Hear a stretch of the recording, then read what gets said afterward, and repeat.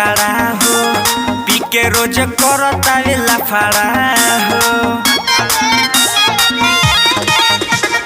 मिलल मरद बापी अकाड़ा हो, पी के रोज करता लफड़ा हो। खुद अंगूरी से जेने तेने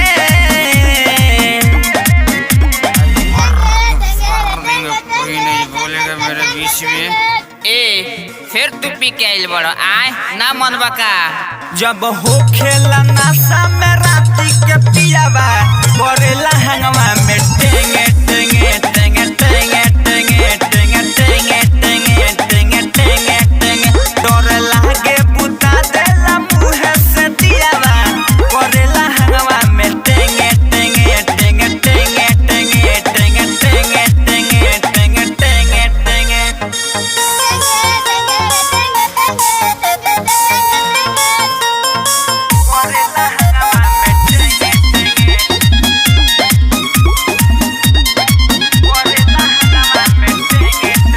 दारू बंद बाटे तब कलेता जोगाड़ हो, उल्टी क के नासे रोजे से जिया हमार हो।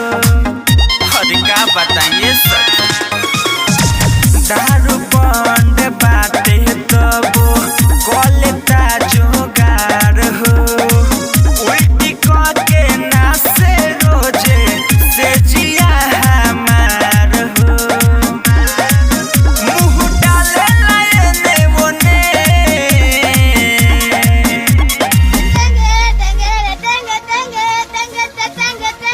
हाय राम अब रउआ टेंगे टेंगे बोले के सीख लेनी।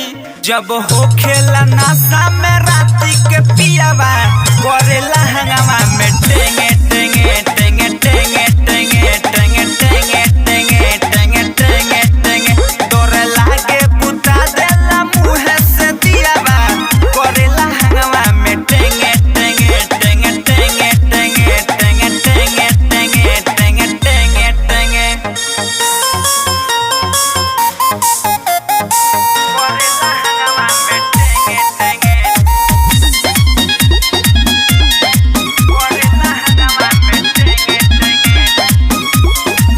राइटर नागेंद्र सोनू सुनब करा डर से हम आँख बंद कली पलंग पर पसर के। अरे बड़ी दुख बा। राइटर नागेंद्र सोनू सुनब करा डर से हम आँख बंद कली पलंग पर पसर के।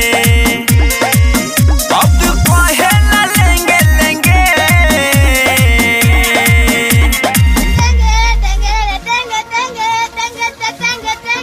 आय ना मन बेते बोलाई का महावीरो वाली के। जब हो खेला नशा में राती के पियावा करेला हंगामा में टेंगे